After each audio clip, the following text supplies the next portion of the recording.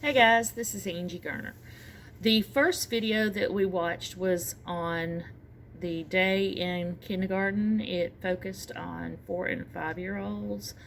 The setting of it I thought was pretty cool because it was open, it was airy, and one of the things that I really liked about that one was when the teacher sat down with the other 3 students to help them do their counting. I thought that was pretty cool because she was at the table and the table was it was rounded. It wasn't, a square, it wasn't a rectangle. It was rounded to where she could roll up. She actually rolled up to the students. You didn't see that, but you could tell that that's what was going on. And the students were like sitting around the table on the other side. There was 3 little girls sitting there, and in front of them they had these plates with some sort of beads or something, and they were counting. She was showing them how to count.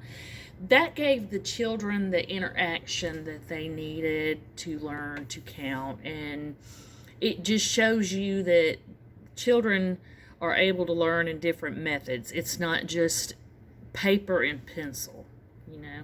Another thing that I noticed was there was a little boy that was doing some cooking or pretending to cook, and he had vegetables and stuff in this bowl, and he was sitting there stirring it around, and the teacher goes, "What all have you got in your soup?" And he goes, "I've got carrots," and he started naming off all this stuff. And that was pretty cool because the instructor was kind of like showing him that, what he was doing was interesting. And I think when children are encouraged like that, it makes them want to learn more.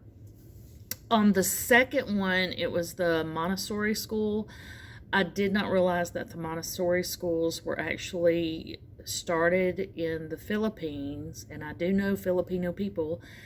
They seem to be a little bit brighter than we are. I mean, and I'm saying that not to put us down, but if you've ever met a Filipino, you'll see that their mannerisms are so great because they're like, "Yes ma'am, no ma'am, yes sir, no sir," and we have kind of gotten lax with that, but that doesn't have anything to do with the video that we saw. Something else that really came out in the video was that children learn in fun ways, and they're in this particular school, they're not focused on the rules and the regulations. They were given opportunities to do hands-on things.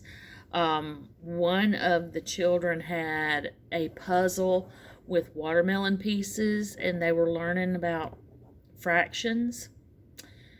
So it kind of brought the fraction part of math to life for them. And then there was another child who had letters, and he was placing them on mats trying to make words, and I thought that was pretty cool. The next one was on the Waldorf School, and the Waldorf School was not just focused on early childhood. I noticed that there were older children in that video, or older students in that video, and they worked on imagination more than they did regular academics. One of the mothers was at the beginning of the video was talking about the smell when she walked in the school. It was such a wonderful smell, and I guess it made her feel like that's where she wanted to send her child. They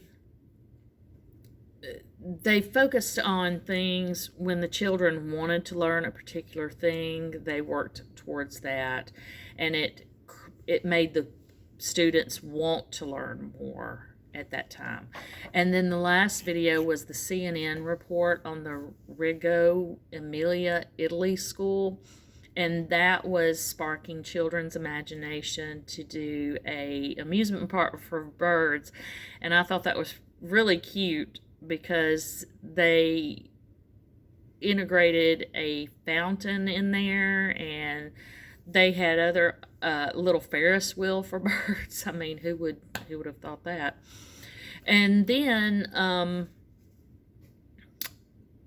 basically what we are seeing in all of these schools was they are sparking the children's imagination. All of them were working on building a foundation with the students learning through their imagination and different skills. Some were given the students skills to learn more, and that was in the Waldorf school.